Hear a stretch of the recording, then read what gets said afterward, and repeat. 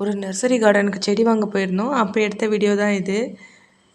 மெயினாக எந்த செடி நான் வாங்க போனேன்னு பார்த்தீங்கன்னா, பொகைன்வில்லான்னு சொல்லிட்டு ஒரு பேப்பர் பூன்னு சொல்லுவாங்க அது எல்லாருமே. அது பிங்க் கலர், ஒயிட் அது அந்த கலர்ஸ்லலாம் அது அவைலபிளாக இருக்கும். இதுதான் அந்த பூ அது.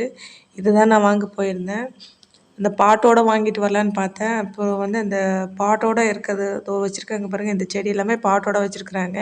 இந்த பாட்டோட அந்த சாயிலோட எல்லாமே சேர்ந்து ₹2000 சொன்னாங்க. அதனால் அதை நான் வாங்கலை நான்.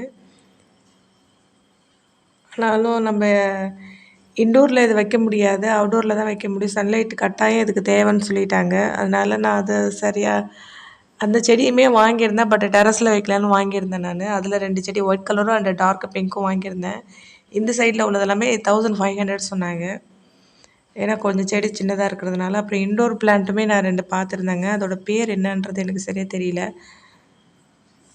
இன்டோர் பிளான்ட்டை நான் கேட்டு வாங்கிட்டு வந்தேன். ஏன்னா அது ஒரு மீஷோவில் ஒரு ஸ்டாண்டு பார்த்துருக்கேன். ஃப்ளவர்ஸ் ஸ்டாண்ட் எல்லாமே அதை வாங்கி அதில் வச்சு ஃப்ளவர்ஸ் எல்லாமே அந்த பாட்டோட அதில் அடுக்கி வச்சிடலான்ற ஒரு ஐடியா எனக்கு இருக்குது. இது எல்லாமே மதர் பிளான்ட்னு சொன்னாங்க. இதிலேருந்து தான் பிரான்ச்சஸ் எடுத்து அவங்க புது செடி உருவாக்குறதா சொல்லிட்டு இருந்தாங்க. அதனால் இந்த செடியெலாம் நாங்கள் கொடுக்க மாட்டோம் அப்படின்னு சொல்லிட்டாங்க.